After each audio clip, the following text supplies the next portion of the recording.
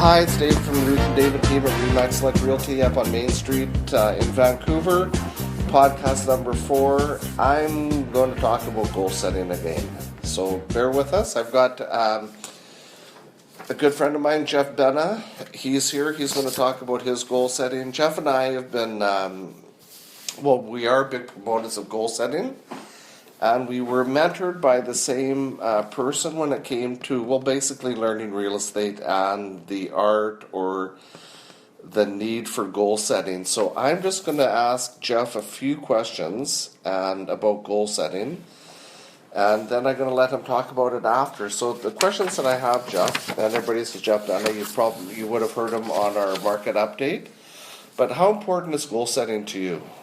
Not important at all if you don't want to get anything done.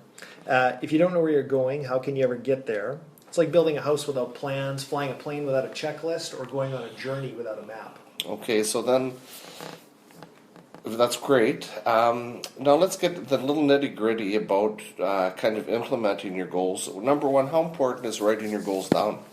I think it's critical. Absolutely a must. Why is that? If you don't write your goals down, how can you be accountable to them? How can you know what they were at the end of the year? You're going based solely on your memory or what your intention was in a very narrow window. If they're written down, they're concrete, and you can refer back to them. Yeah, I think that one thing about writing down, everybody thinks when you write a goal, they start off with the wrong attitude that they're not achievable.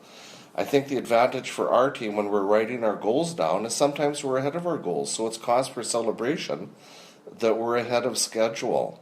But Jeff, he does the, I don't know if he's able to answer this or not, but he does the goal setting for REMAX. So how do you start off your goal setting up there? Like when you get the group together? We begin with a vision and a mission. Yeah. We try to create a vision for what you want your life to look like 2 to 3 years from now. Yeah, so it's just not work. Not just work. Yeah. It's all aspects of your life. In my daily goal review, I've got a health goal, an accumulation goal, an income goal, and also a relationship goal. Mm-hmm. And so each one of those aspects of your life, you've got to have that all married together so that you're a complete person. Yeah. The one thing, and I think our goal setting is very similar to that.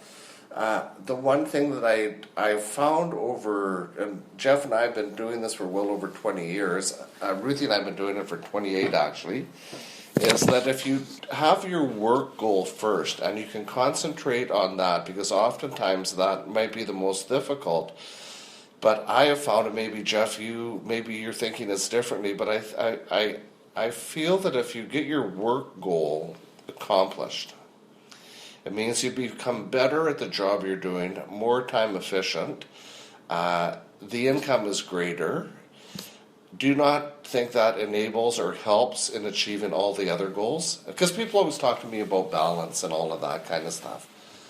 So the work goal is the easiest to articulate and the easiest to measure. Yeah. And if doing those things and accomplishing that gives you the confidence to then reach out into other more abstract areas of your life to say, I want to do this or I want to do that, it gives you a platform to step forward from. And don't you think it creates more time? I mean, I've always found that my work goals, when I've gotten better doing the work that I'm doing, oddly enough, I've created more income, but I've also created more time. Spare time that I didn't know that I had before, that because I was too busy sitting around thinking about what I should have been doing rather than doing it, and I probably wouldn't have done it if I never had done the goal setting, correct?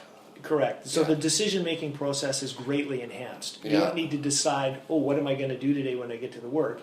You know that when you arrive, you need to rewrite your goals, and then you need to get on the phone and make your prospecting calls, whatever it is that you need to do, get that out of the way, and you become more efficient just by virtue of that fact. And I'm just going to throw this in here.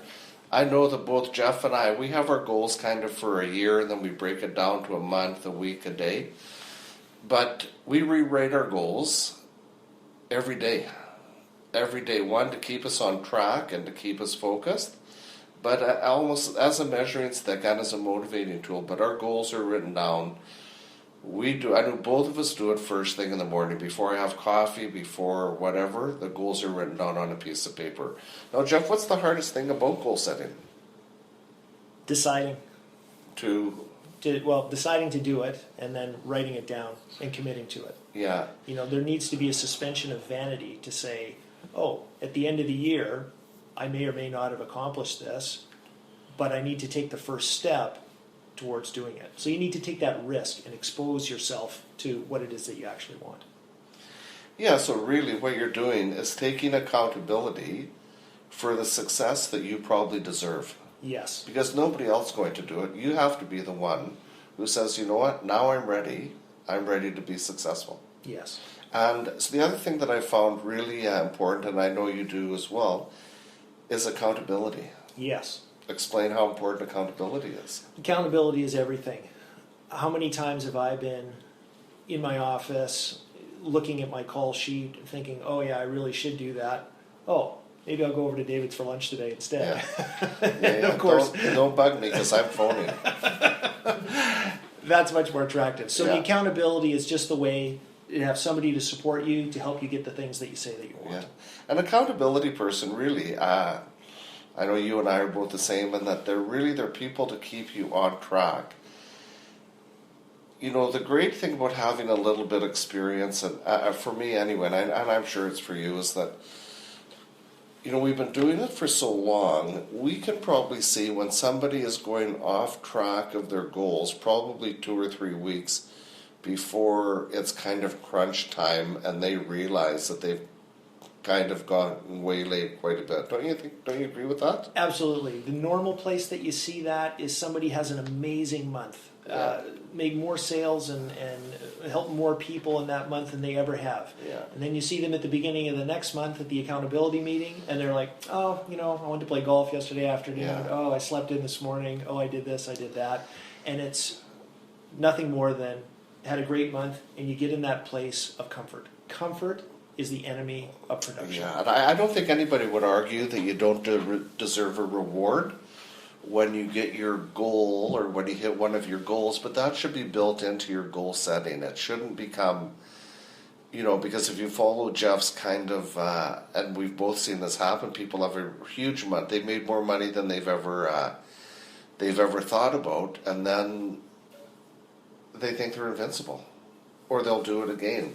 I think part of that, for me personally, I think money has never been part of the goals. Like, I think our big goal, our team goal, and our individual goals have always been the number of people we can help each year. And having that as the main goal, the work goal, I mean, the money's going to come in anyway, but I don't want to have money ever as the goal. I want to have it helping somebody. The money will come in. But what I found when we decided to do it in terms of helping people achieve something, then it was harder to go off track because the money they received was just the byproduct, was not the goal. Correct? Correct. Who does goal setting work for? Like, do you talk to your kids about goal setting? We talk to the kids about goal setting. We've gone through and done the Zig Ziglar and the Tony Robbins and that process. The whole gamut. Brian Tracy. Yeah, write it down. Don what are you going to do? Everything. Yeah. They get it at school as well. At the beginning of every year, they say, what are your 3 goals? They give them an agenda. I'm sure maybe only 1 or 2% of the kids actually use it, but I'm fortunate that my kids have sort of gotten into that. Well, they've seen it. They've seen the results. Oh, for sure. Right. And it's as adults we sometimes lose sight of how important it is. We need to decide what we want, formulate a way to achieve it, write it all down, measure our progress, assess and recalculate to stay on track, and then celebrate our successes. Yeah, so, it's January. It's the beginning of the year. So what is that? Scariest month of the year for realtors. Yeah, but think about for all those people who put out resolutions. Yeah. Like Jeff has just given you the simplest roadmap to achieve your goal. So say that again, Jeff. Decide what you want. Yes. Formulate a way to achieve it. Beautiful. Write it all down. Measure your progress. Assess and recalculate, and celebrate your success. Yeah, the only thing that I'm going to throw in there, because I think that's great, is tell somebody what you're doing. Ask them to be your accountability coach. Ask them to keep on track.